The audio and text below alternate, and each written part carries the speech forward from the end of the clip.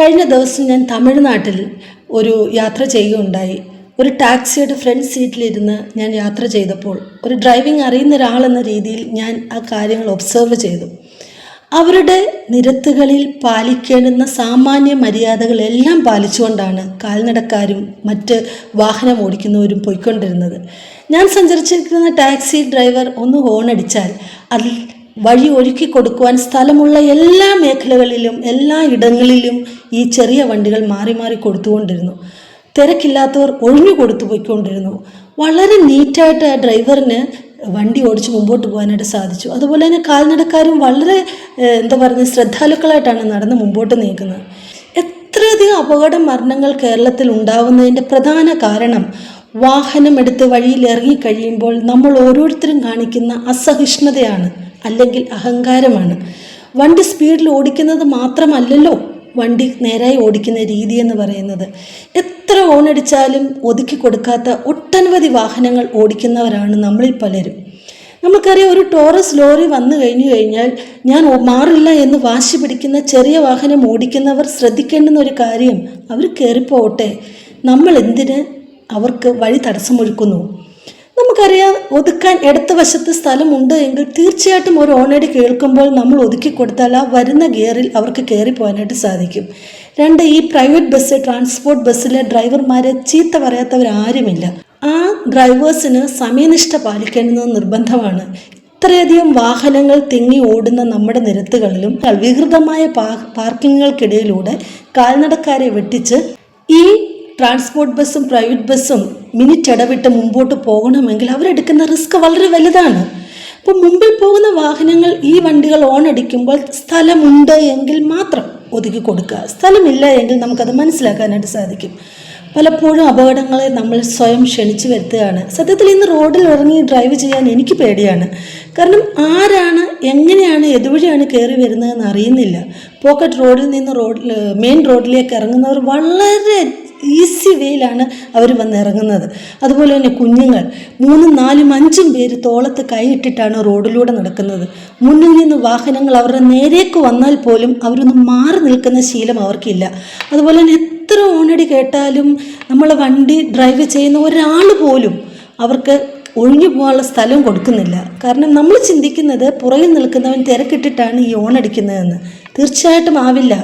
പലതരത്തിലുള്ള മാനസികാവസ്ഥ ഉള്ളവരാണ് റോഡിൽ വാഹനവുമായി ഇറങ്ങുന്നത്. അതുകൊണ്ട് തന്നെ ഓണടിക്കുമ്പോൾ എന്തെങ്കിലും ഒരു കാരണങ്ങളുള്ളവരായിരിക്കാം ഓണടിക്കുന്നത്. പിന്നിൽ വരുന്നവൻ ഓണടിക്കുമ്പോൾ നമ്മൾ കാണിക്കുന്ന അസഹിഷ്ണുത വളരെ വലുതാണ്. സ്ഥലമുള്ള ഇടങ്ങളിലെല്ലാം തന്നെ ലെഫ്റ്റ് സൈഡ് ഒതുക്കി കൊടുക്കുവാൻ നമ്മൾ ബാധ്യസ്ഥരാണ്. റോഡിലൂടെ പോകുന്ന വലിയ വാഹനങ്ങൾക്കുള്ള ഒരു ഹൈറാർക്കി നമ്മൾ മനസ്സിലാക്കണം. സ്ഥലമുള്ളിടത്ത് അത് ചെയ്തു കൊടുക്കണം. സ്ഥലമുള്ളിടത്ത് പോലും ഒരു വാഹനം നമ്മൾക്ക് തരുന്ന സ്പീഡ് എടുത്ത് മുമ്പോട്ട് പോകാനായിട്ട് നമുക്ക് കഴിയുന്നില്ല. അതുപോലെ തന്നെ ഓപ്പോസിറ്റിൽ വരുന്നവർ ഒന്ന് ചെറുതായിട്ട് ഒരു വണ്ടി പകുതി വേയിൽ തന്നെ ഓവർടേക്ക് ചെയ്ത് കയറാൻ ശ്രമിക്കുമ്പോൾ ഒരു ബൈക്കിൽ വരുന്നൊരു വ്യക്തി പോലും നേരെ ഓപ്പോസിറ്റ് വരുന്ന ആ വണ്ടിക്ക് ഒരല്പം സൈഡ് കൊടുക്കാൻ സ്ഥലമുണ്ടെങ്കിലും അവരത് ചെയ്യില്ല. കാരണം എന്തിനിപ്പോൾ ഓവർടേക്ക് ചെയ്യുന്നത്? ഞാൻ ആദ്യമേ പറഞ്ഞു, പലതരത്തിലുള്ള മാനസികാവസ്ഥ. ചിലർക്ക് ഡ്രൈവിംഗ് അറിയാമായിരിക്കാം, ചിലർ ആദ്യമായി ഡ്രൈവിംഗ് പഠിച്ചിട്ട് നിരത്തിൽ വരുന്നവരാവാം, ചിലപ്പോൾ വളരെ തിരക്കിട്ടിട്ട് എന്തെങ്കിലും ഹോസ്പിറ്റൽ കേസുകളിൽ പോകുന്നവരുണ്ടാവാം, അല്ലെങ്കിൽ ഏതെങ്കിലും ഇൻ്റർവ്യൂവിന് അറ്റൻഡ് ചെയ്യാൻ വളരെ തിരക്കിട്ട് പോകുന്നവരുണ്ടാവാം, ഇനി കഞ്ചാവും മയക്കുമരുന്നും ഒക്കെ അടിച്ചിട്ട് വണ്ടി ഓടിക്കുന്നവരുണ്ടാവും. എന്തുമായിക്കൊള്ളട്ടെ റീസൺ, ഒരാൾ ഓവർടേക്ക് ചെയ്ത് നമുക്ക് മുമ്പിലൂടെ കയറി വരുമ്പോൾ ഒതുക്കുവാൻ ഭാഗമായിട്ട് നമുക്ക് സാധ്യമായ സ്ഥലങ്ങളിലൊക്കെ അലേർട്ടായിട്ട് വണ്ടി ഒതുക്കി കൊടുക്കുക, ഹൈറാർക്കി പാലിക്കുക.